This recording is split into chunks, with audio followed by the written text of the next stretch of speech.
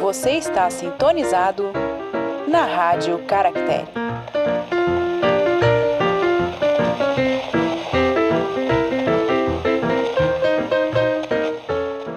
Olá, livrólicos de plantão! Sejam muito bem-vindos a mais um episódio da Rádio Caractere. Eu sou Suzane Madruga. E eu sou aquele cujo destino ainda não foi cortado pelas fiandeiras. Uau! Que chique! Glênio, nós vamos falar hoje de que livro? Hoje nós vamos falar de mitologia nórdica do Neil Gaiman. Neil Gaiman, nós já falamos sobre ele, não é mesmo? Já falamos sobre ele, portanto, vamos economizar o tempo do nosso ouvinte, de você. Obrigado por estar aqui de novo com a gente. Mas a gente já falou do Neil Gaiman no nosso episódio sobre O Oceano no Fim do Caminho. Exatamente. E esse livro também foi lançado pela Intrínseca, um lançamento paralelo internacional. Felizmente, né? Porque a gente tem muitos livros que demoram 2, 3, 4 anos, até mais, para serem traduzidos e lançados aqui no Brasil. E o lançamento do Mitologia Nórdica foi em 2017, tanto lá fora quanto aqui. Então, Intrínseca, Exato. Muito obrigado. Obrigado pela arte da capa. Por esse livrão, né? Todo muito bem trabalhado. A capa em soft touch, capa dura, coisa mais linda. Nossa, eu acho que é uma coisa importante para se dizer. Que livro bem feito, bem acabado. Muito bonito. Livro muito de bonito. coleção mesmo, aquele que vai dar o Exato. destaque na prateleira. Exatamente. Vamos começar então a falar de mitologia nórdica. E o que é isso? O que é mitologia nórdica? E antes de adentrarmos no assunto do livro, um outro agradecimento. Agora minha notinha paralela. Ele foi absurdamente bem traduzido, esse livro, pelo Edmundo Barreiros. Para quem não associa o nome à obra, ele é responsável pelas traduções, por diversas traduções, mas algumas das principais. Eleanor Oliphant está muito bem. Algumas traduções mais recentes da Agatha Christie. Ele traduziu os diários do Jack Kerouac. Ele traduziu 30 e poucos anos e uma máquina do tempo, que eu li há pouco tempo atrás. E não me atentei para o tradutor. Eu reparei que a tradução tinha sido boa, mas não me atentei e agora topei com ele de novo. Ele traduziu O Orfanato da Senhora Peregrine para Crianças Peculiares. Traduziu Quem é Você, Alaska? Diversas outras obras sobre mitologia e também, amarrando mitologia e autor, ele traduziu Os Filhos de Anansi, do Neil Gaiman, também aí disponível no mercado. Então, já aproveitando, amarrando o último nozinho, todos esses links estarão na descrição, como de costume. Então, se você quiser comprar, trazer um para a sua prateleira, a dica tá aí. E você pode aproveitar os links da Amazon para ajudar a Caractere no seu trabalho de divulgação literária. Isso aí. Interessante você ter falado sobre tradutor, porque a gente fala tão pouco, né? Mas o trabalho deles é fundamental para que a gente tenha uma obra de qualidade. E para que a gente tenha acesso a esses autores estrangeiros com ritmo, com que o autor gostaria de passar. Traduzir obra literária não é fácil. Uma coisa é traduzir manual, eu não estou dizendo que é super fácil. Mas é muito diferente traduzir manual e traduzir obra literária. Requer conhecimento de autor, requer um conhecimento de língua muito grande, mais profundo mesmo, para pegar, né, expressões idiomáticas, essas coisas que a gente às vezes não observa na língua, mas que o tradutor tem que ficar atento. E também o trabalho dos revisores, né? A gente comemorou no final do mês passado o Dia do Revisor. E só para trazer esse elemento aqui pra gente, quão importante é o trabalho desses profissionais, do tradutor e do revisor de obra. E como isso precisa ser mais valorizado aqui no Brasil, para que a gente tenha mais obras de qualidade. Tanto por parte das editoras, né, quanto por parte de editor independente, por quem escreve e publica o seu livro de maneira independente. Então, gente, a importância desses profissionais é fundamental para que a difusão da leitura seja uma coisa mais agradável, seja uma coisa mais coerente e, claro, né, a qualidade a gente não pode deixar de lado. Sem dúvida nenhuma, porque isso impacta diretamente a experiência de leitura. Então, por mais que o livro seja muito bom, você começa a encontrar ali erros de português, de revisão, vamos dizer assim. Sim, que daí a gente acaba se prendendo, né? Exatamente. Até o próprio livro passa a ter aquela sensação de descrédito por esse tipo de erro. Ou um caso recente, bem recente desse mês aí, que foi o lançamento do Silmarillion, que tem todo um bafafá, uma discussão sobre a tradução, que foi refeita e opções foram feitas pelo tradutor, que me foge o nome agora, mas que muita gente gostou, muita gente achou interessante, as opções de vocabulário puxando para um português mais antigo, como o próprio Tolkien escolheu quando foi escrever, mas depois tem a discussão, o Tolkien falou que não era bem desse jeito, que ele preferia que fosse outro. Aí a importância das opções do tradutor. Exato. Das escolhas de léxico que ele faz, né? Isso é importante a gente pensar também, porque não vem do nada. Você vai comprar um livro numa livraria, não veio do nada. Aí, às vezes a gente pensa assim, nossa, como é caro. No Brasil é tudo muito caro, né, gente? Eu concordo. Mas há esses profissionais também por trás. Então, esses profissionais, eles recebem também dessa venda de livro, do sucesso do livro e tudo mais. Então, a gente precisa pensar nisso. Até uma puxadinha de orelha para quem diz que livro é caro, e é um investimento. Claro que existe hoje os leitores digitais, que a gente pode pagar muitas vezes mais barato nos livros. Eu vivo dizendo que é maravilhoso, porque a gente carrega para tudo quanto é lugar e lê. Link pro Kindle na descrição. Ó, já fica a dica. Mas também a gente tem que pensar na importância dos profissionais que fazem parte de toda essa construção. Isso é interessante dizer. Mais pra frente a gente pode fazer um episódio a respeito disso, a respeito da constituição do livro. Tem livros sobre a construção do livro, de como ele se molda, de como ele é feito, a venda, o processo editorial. Caminho do manuscrito até a prateleira. Nossa, a gente pode fazer. Pois agora. Mas então, vamos voltar ao tema de hoje, não é mesmo? Vamos voltar ao tema de hoje, que a gente voou. Exato. Vamos falar de mitologia nórdica.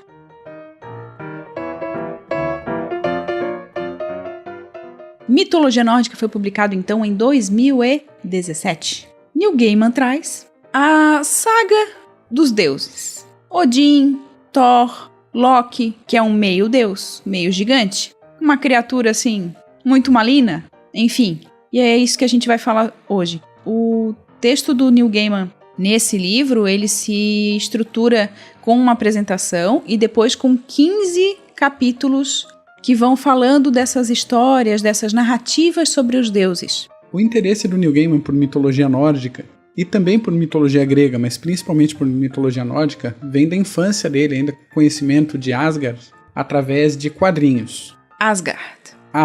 Vai liberando aí o vocabulário, porque a gente não sabe o que é isso, não é mesmo?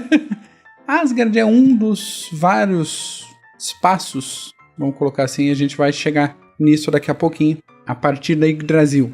Mais um gancho, a gente já chega lá. Mas o mundo dos deuses e essa realidade dos deuses nórdicos e germânicos, ele desenvolveu esse interesse a partir dos quadrinhos, e um elemento que sempre chamou muito a atenção dele foi o Ragnarok, foi o crepúsculo dos deuses, foi o juízo final, ele o até apocalipse. Fala, aprendi que os deuses nórdicos tinham o próprio juízo final, o Ragnarok, o crepúsculo dos deuses, o fim de tudo, o dia em que deuses e gigantes do gelo se enfrentariam e morreriam. Esse é o fim.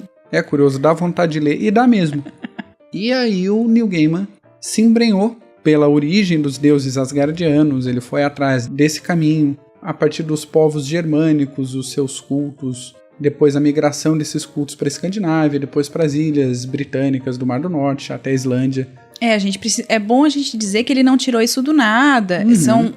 As histórias dos deuses são contadas através dos tempos, né? Por esse grupo de pessoas dessas regiões que você estava falando, com essa noção da existência de deuses, né? De um lugar, de Asgard, onde eles vivem e que eles dominavam, né?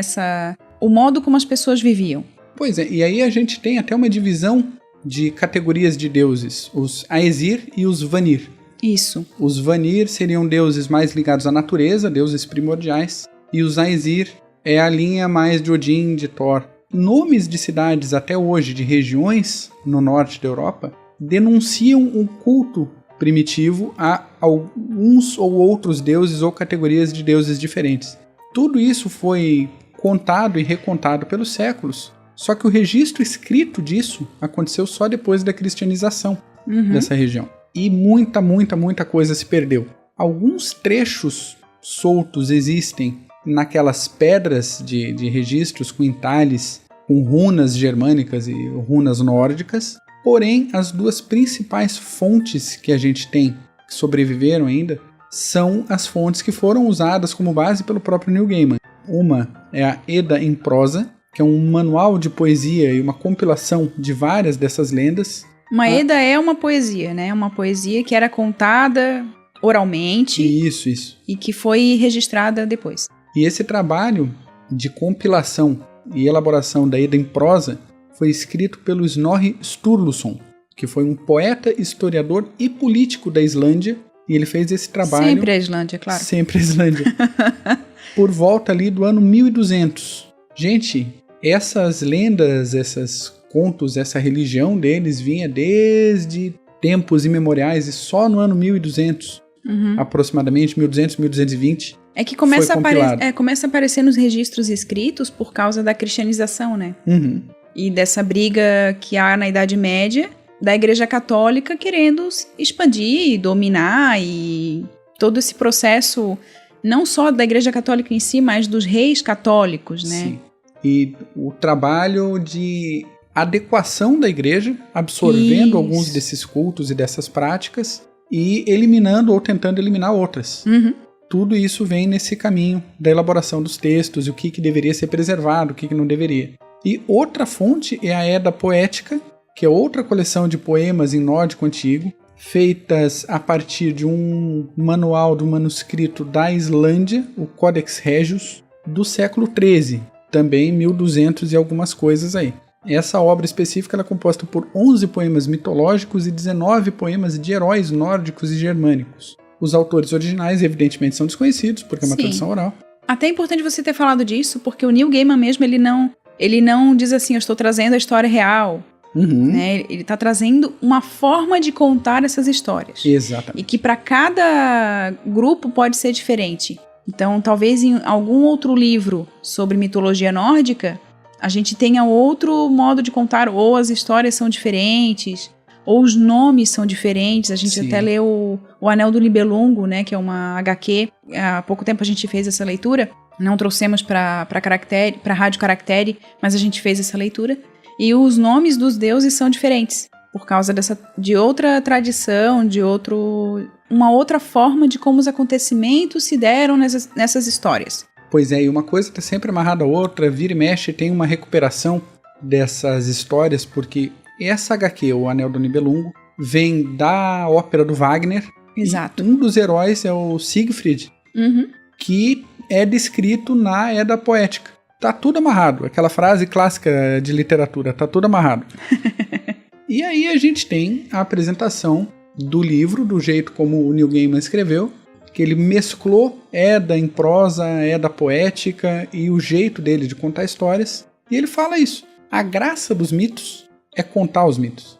É cada um contar à sua maneira, ao seu jeito. Ele convida o leitor a sentar numa fogueira, num acampamento e contar essas histórias. E realmente, você parte para esse livro com uma proposta dessa, de entender um pouquinho, conhecer um pouquinho, para poder contar de novo depois, a leitura fica deliciosa. É como se ele estivesse realmente contando pra gente. A leitura é muito gostosa, então vale muito a pena.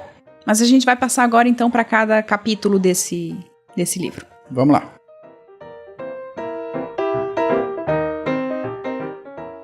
Qual é então o primeiro capítulo? O primeiro capítulo, honrando a proposta do Neil Gaiman de trazer uma história com começo, meio e fim, apesar das histórias não necessariamente estarem interligadas, se chama Antes do Princípio e o que Veio Depois, que traz isso mesmo, a criação de tudo.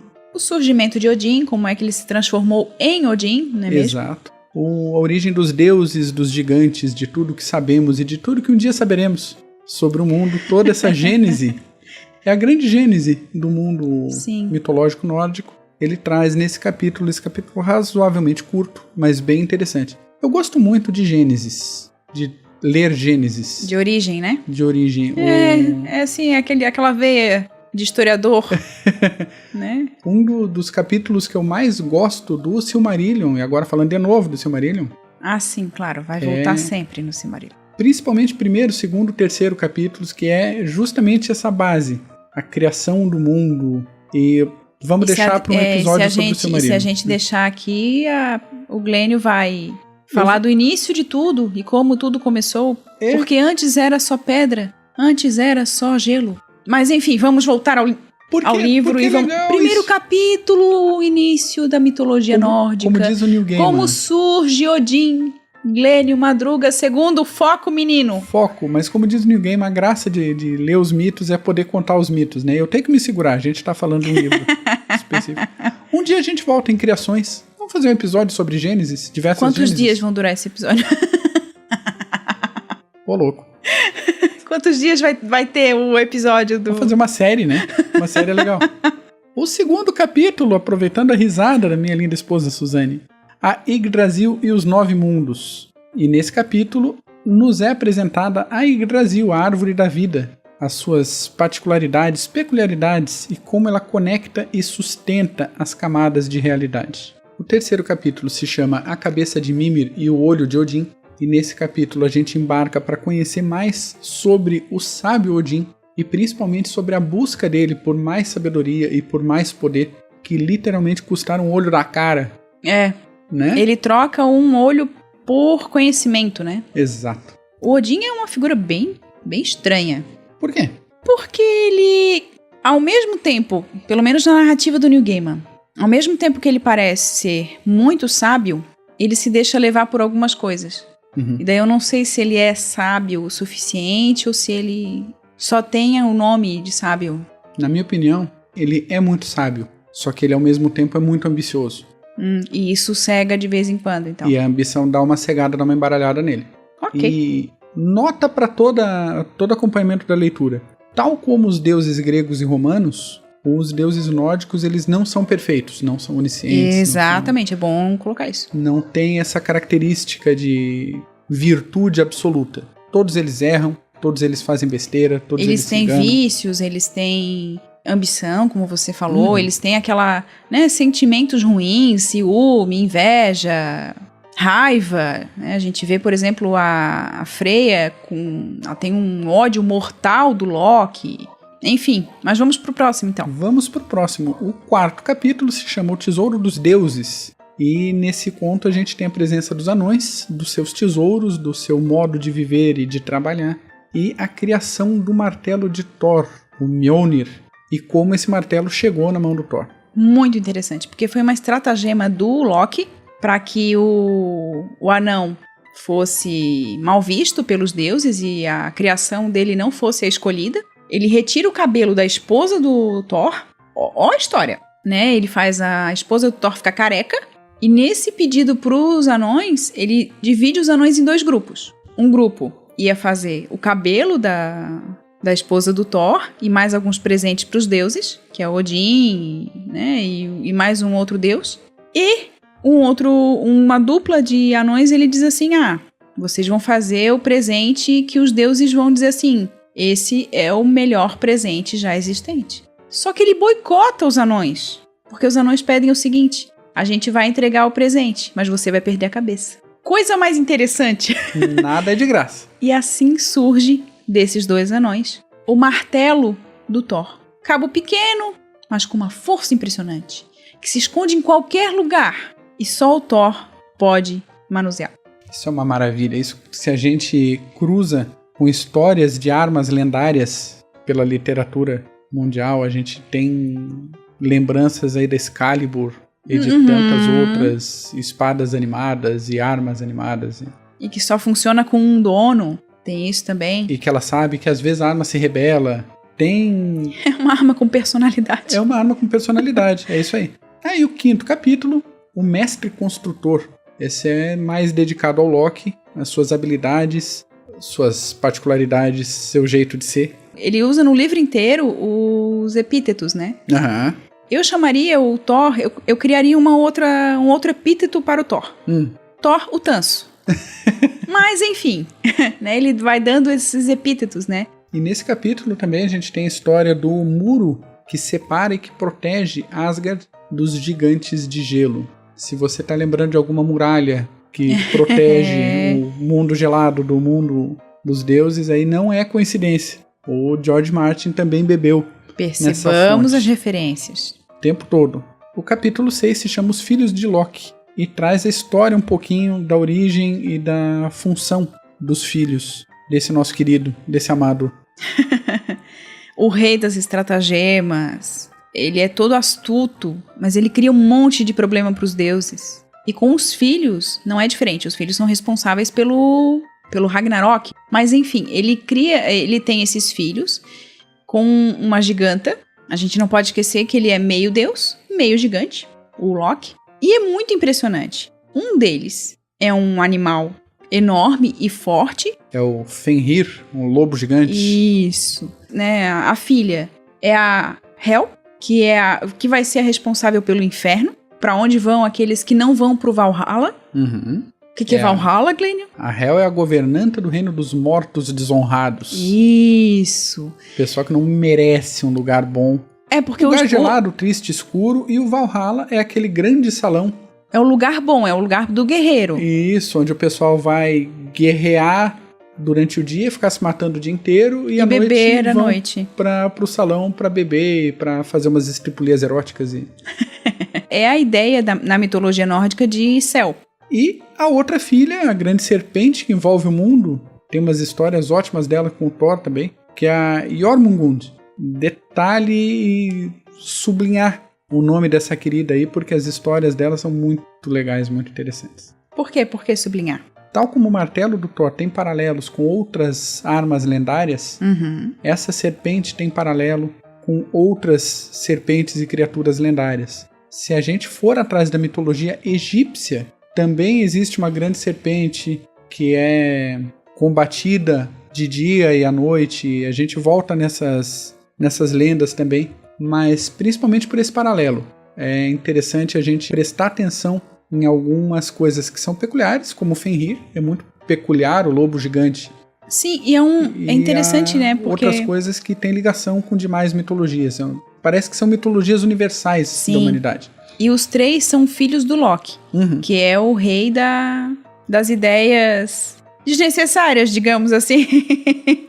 Ele faz as coisas assim porque ele quer. Ele não faz porque ele tem um objetivo bom, porque... Não, ele, assim, eu quero brincar com a Freya. Ele vai lá e brinca com a Freya, rouba o negócio da Freya, né? Alguma coisa dela pra usar. Ele faz alguma coisa pra casar uma deusa com um gigante... E depois ele vê as consequências e ele assim... mas como é que a gente vai fazer pra mudar isso? Daí ele vai lá e usa o estratagema de novo. E os filhos do Loki são, assim, essas criaturas super diferentes, mas com grande importância no futuro dos deuses. Né? Interessante que o Loki, ele é o causador de muitos problemas, só que ele é astuto e inteligente o suficiente para ser a solução de vários problemas também. Dos problemas que ele criou, né? Também. A gente precisa pensar assim, o Loki existe para criar os problemas e para solucioná-los. É um mal necessário. Para ele, né? Porque se ele não existisse, os problemas não existiriam. E você falou do casamento, esse é o capítulo 7, já pegando o gancho, o casamento em comum de Freya, que daí vai falar do casamento, de como aconteceu essa articulação. E a gente tem um episódio interessantíssimo do Thor vestido com trajes de mulher. Gente, essa narrativa é ótima. O Thor é uma criatura muito louca, muito tanso, ele é muito tanso. E nessa parte ele se veste de mulher, como se ele fosse a Freya, pra ir no casamento com alguém que ia dar alguma coisa pros deuses, caso ele se casasse com a Freya. Então ele vai vestido de Freya, só que ele é grande, a roupa é desajustada, e no jantar de casamento ele come pra caramba. Então ele acaba com a comida no casamento. E depois ele pega assim, não sou mais a mulher, eu sou aqui, tomo meu martelo e pega e mata o noivo e... Como assim? A gente fica pensando, gente, o Thor é muito louco. É um que não pensa em nada do que tá fazendo. Ele vai passando pelas coisas, assim. O Thor, ele não tem nenhuma estratagema, ele não tem nenhuma ideia astuta. Pelo menos eu não percebi. Ele é meio que a representação da virtude inocente, né? Ou não? Não tão virtude assim, porque ele gosta de matar umas criaturas diferentes. Isso era virtude pra época. Pois é, ele mata os gigantes, né? Alguém vê, hoje em dia, por aí, na Serra Catarinense, gigantes de gelo? Não vê. Por quê? Porque não tem gelo. Não tem. Thor deu conta disso aí. Pra quem duvida da mitologia nórdica, não existem mais gigantes de gelo no mundo. Isso é prova da realidade. Outro capítulo muito legal, muito interessante é o capítulo 8, o hidromel da poesia. Gente, que capítulo engraçado. Como termina? Que o hidromel ele é feito pelos anões. Depois de um tempo, passa para a mão de um gigante. Porque os anões são bem vida louca, né? Eles pegam, eles matam um monte de gente. Numa vingança de alguém que morreu, de um gigante que morreu pelos anões, pela mão dos anões, o gigante vai lá e se apossa do hidromel. Para conseguir o hidromel, aí vem os deuses, né? Porque os deuses eles têm que ter tudo. Então chega a notícia que há um hidromel da poesia. O que o Odin faz? Eu quero. Ele é Odin, ele pode. E ele vai lá para tentar conseguir o hidromel da poesia. Gente, quando ele consegue, tem até pum de hidromel. Leiam esse capítulo que vocês não vão se arrepender. É muito bom. E outra nota de leitura. É legal ler de ponta a ponta? É, mas não é necessário. Você pode ler esses contos Isso, é. de forma avulsa, sem prejuízo nenhum da leitura. Não há problema. Capítulo 9, então.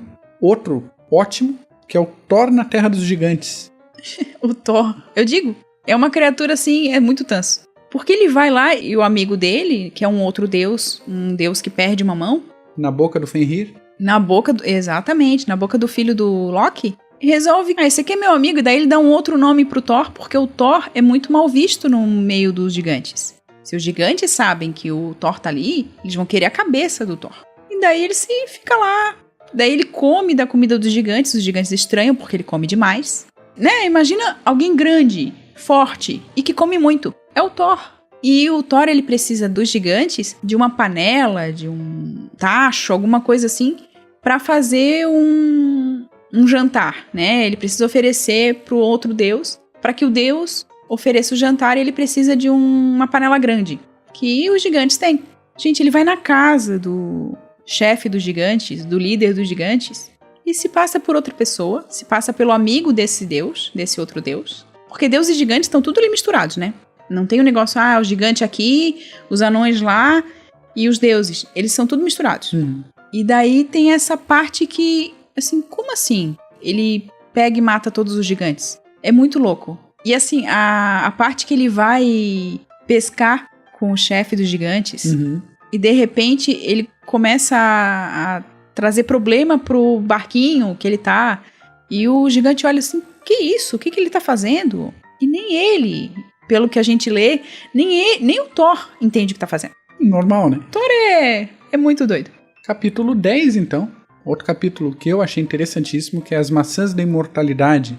Esse capítulo é legal. É bem bacana porque ele traz uma das grandes fraquezas dos deuses. Que ao contrário de outros deuses mitológicos, os deuses nórdicos, eles não são imortais. Isso. Eles são, mas não são. Eles são imortais desde que essa fonte da imortalidade permaneça abastecida. Isso. E a gente tem um problema aí de falta de recursos dessas maçãs e toda a busca para retomar isso. Tem uma deusa que é responsável para manter essas maçãs entre os deuses. E uma vez que ela é, vamos dizer assim, numa confabulação, num estratagema, de quem? De Loki. Essa deusa, ela é raptada, vamos dizer assim, ela é sequestrada e os deuses ficam sem as maçãs. E sem as maçãs eles vão envelhecendo, vão enfraquecendo. Imagina o Thor fraco, gente. Essa parte é muito engraçada. E o único que não tá fraco, que não tá velho, é o Loki. Porque ele comeu uma maçã antes. E daí ele tem que fazer de tudo.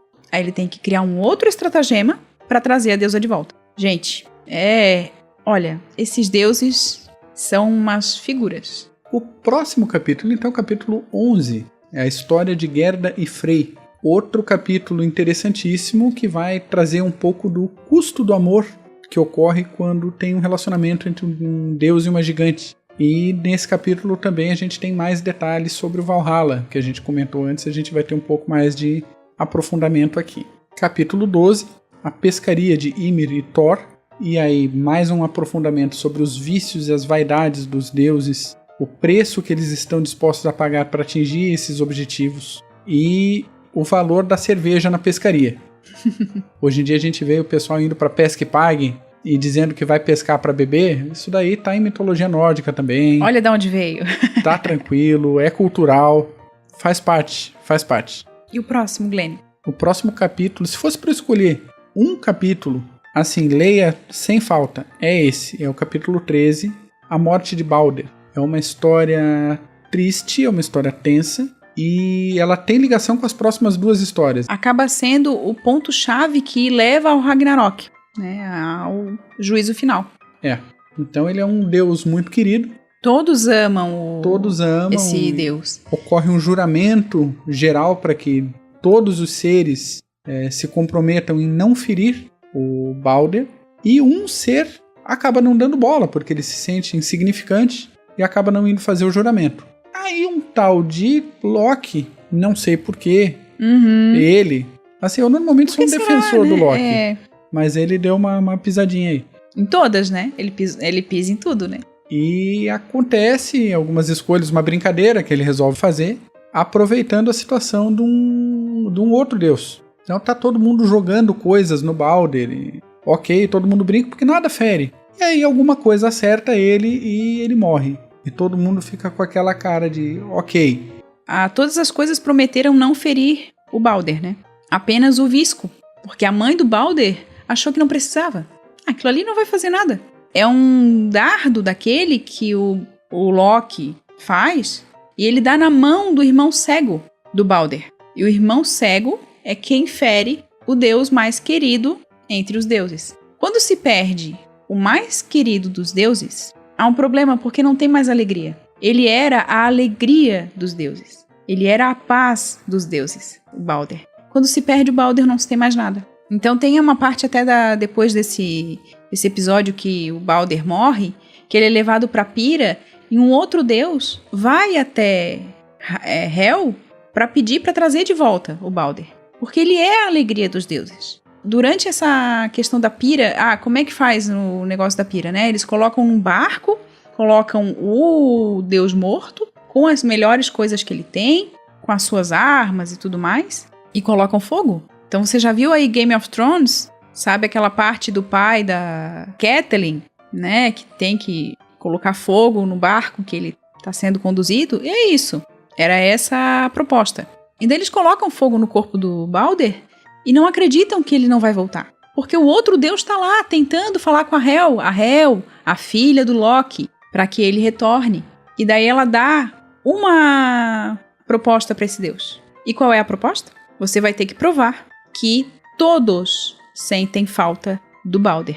Se um não sentir falta do Balder, ele não volta do mundo dos mortos, né? Que a própria Hel é o nome dela é o nome do lugar, né? O nome dela é o nome usado para inferno, né? Então ele não vai voltar do mundo dos mortos se um entre os deuses ou entre as coisas que envolvem o mundo dos deuses não sentir falta dele. Aí a gente vai pro próximo capítulo, né? Que se chama Os Últimos Dias de Loki, que é essa sequência, essa história de vingança, é a continuação da história da morte do Balder, e que vai dar o grande gancho pro Ragnarok, que é o nosso capítulo 15, o capítulo final, que é o destino final dos deuses, o grande apocalipse da mitologia nórdica, e que separa quem vive e quem morre, ou quem morre e quem vive, que morre muito mais gente que vive.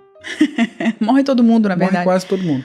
O que acontece no capítulo do Loki, né, dos últimos dias dele? Ele é descoberto como aquele que causou a morte do Balder, e ele é preso. Pra quem já viu Vikings e viu aquela cena do Flock, não é por acaso esse nome, do Flock preso nas pedras, amarrado, e a esposa segurando um potinho, né, uma vasilha, para que a água não caia na cabeça dele. Imaginem isso, mas com, em vez de água, um veneno, né, algo corrosivo. É isso que acontece, essa é a punição do Loki no livro. Ele é punido a ficar preso no local amarrado, sem poder usar poderes de deuses e nada, com a esposa, tendo que cuidar dele para que ele não seja corroído por esse veneno. É uma das partes, assim, gente, é muito interessante. É muito interessante. E para quem já viu essa cena na série dos Vikings, é muito interessante, porque a gente vê exatamente a cena do Flock quando tá fazendo a leitura. É bem legal. E a partir disso, por causa dessa punição do Loki, acontece o Ragnarok. Porque os deuses já não se entendem mais, já não, né? E eles perdem força. E ao perder força, e tendo o Loki filhos tão poderosos, esses filhos se voltam, junto com os gigantes, contra os deuses. E há uma guerra. E essa guerra é o Ragnarok, que acaba com geral, digamos. Quase todo mundo. Com quase todo mundo. Acaba com quase todo mundo. E a minha predileção por histórias de Gênese é parelha com a minha predileção por histórias de apocalipses. Todos os apocalipses mitológicos são Tu adora um começo e um fim. Aham. O desenvolvimento, não é importante. Não é quase importante. Mas o começo e o fim. Normalmente o começo e o fim estão interligados. E o Ragnarok é isso também. É o fim de uma grande era e o início de uma outra. Então acaba sendo também um novo Gênese. Sim, até porque o Gênese mostra como esses deuses surgiram, nasceram e tudo mais. E por que eles são do jeito que são. Por que eles têm os vícios que eles têm, por que eles têm as coisas boas que eles têm. E acaba sendo o Ragnarok essa proposta novamente. Os deuses agindo conforme, né, a sua criação e os seus vícios, e conforme as coisas boas que eles têm. Então não se espera, por exemplo, de um Thor que ele haja diferente daquilo, e ele não vai agir. De um Odin, que ele vai agir diferente daquilo, e ele não vai agir, ele vai agir como Odin agiria. Então é muito linear nesse sentido, a ideia dos deuses, assim. E é uma coisa que fica no imaginário mesmo, é muito interessante. E essas mortes, elas acontecem assim, um contra o outro, Deus contra o outro. É um deus quem acaba matando o Loki mata o outro deus. Odin também é morto de uma maneira muito interessante, assim. Mas é interessante ver como esses deuses vão perdendo esse poder, assim. O Thor, a gente não vai contar tudo porque vale a pena a leitura. Com certeza. Mas o modo como o Thor, desculpem meninas que amam aí o Thor dos filmes, ele morre. Morre bem, demorou, inclusive. Mas é da maneira como se espera que o Thor haja. A morte dele acontece dessa maneira, assim. Não que se espera que ele morra daquela maneira, mas ele age nos últimos momentos como se espera que o Thor haja, né? Com toda a sua impetuosidade, vamos dizer assim, sem observar o que está acontecendo em volta, sem analisar. Ele não analisa o momento, ele não fica pensando. Então é bem interessante essas questões, assim. Tem um negócio que eu gostaria de levar em consideração, que o Thor, por isso que eu chamo ele de Tanso, porque acontecem as coisas com ele e ele coloca a culpa no Loki. Ele diz, isso aqui é a culpa do Loki. Só que se ele não sabe como resolver, ele vai pedir ajuda para o Loki. Claro. Então, assim, gente, como é que pode? Assim, Deus Tanso, para não falar outras palavras, porque ele é completamente dependente do Loki. E é muito estranho, porque o Loki, ele não é filho, nessa versão contada pelo Neil Gaiman, não é filho de Odin. Acontece nesse livro também aquela apresentação, novamente da série Vikings. Eu vou dizer os dois nomes para que as pessoas não se sintam, assim, incomodadas. Que há aquela da pulseira de juramento. Se você viu isso na série, existe isso no livro, a explicação desse elemento. E são todos esses elementos que vão construir essas histórias também sobre os deuses e que vão perpassar, se a gente observar bem, a mentalidade desse povo que acreditava nos deuses. Né? E que tem gente ainda que acredita, inclusive. O neopaganismo nórdico está ressurgindo na Islândia. Sim. Já aonde mais, né? Aonde mais? Tem templos de culto, os deuses antigos estão voltando. Então.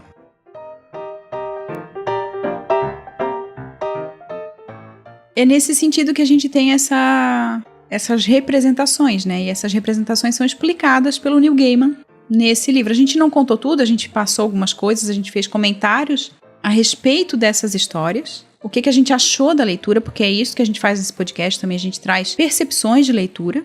É um livro que vale muito a pena. Ele é um livro com carga de comédia, né? A gente consegue rir, e de drama, né? A gente não chora, mas a gente quase chora. Porque tem momentos ali muito tristes também.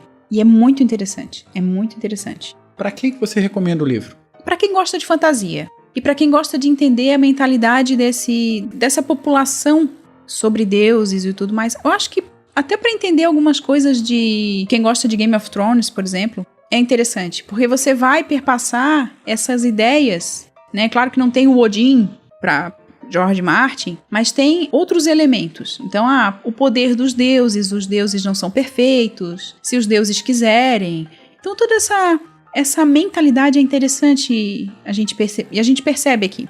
Claro que existem outros livros que explicam de uma maneira muito mais historiográfica, muito mais pautada na história de mentalidades a respeito da mitologia nórdica. Esse livro é praticamente uma ficção.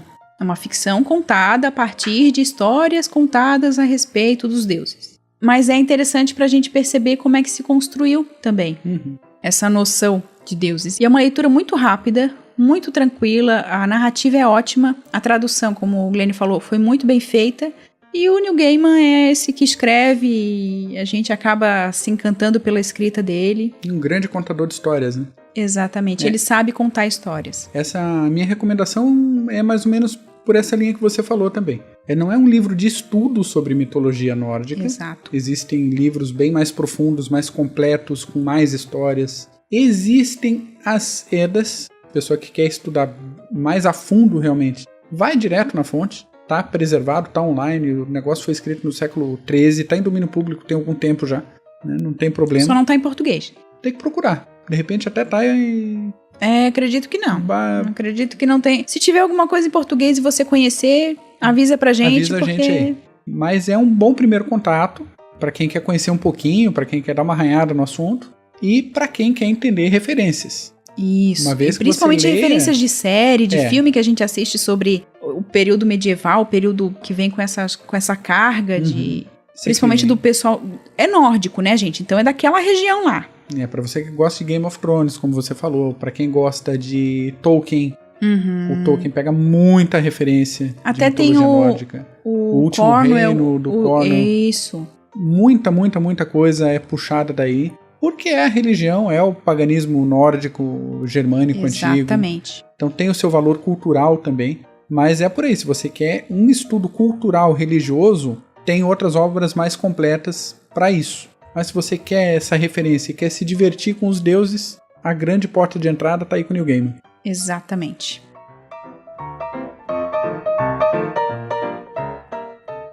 Finalizando, finalmente então, esse foi mais um episódio da Rádio Caractere. Para que você entre em contato com a gente, você pode encontrar a Caractere Books no YouTube e em outras redes, Glênio. Pode ir direto no nosso site, caracterebooks.com.br. Pode encontrar esses podcasts no YouTube, pode seguir as nossas atividades no Twitter, no Instagram, no Facebook. Pode mandar um e-mail pra gente, contato@caracterebooks.com.br. Pode achar a gente no Apple Podcasts, no Google Podcasts, em qualquer aplicativo de podcast. No Spotify.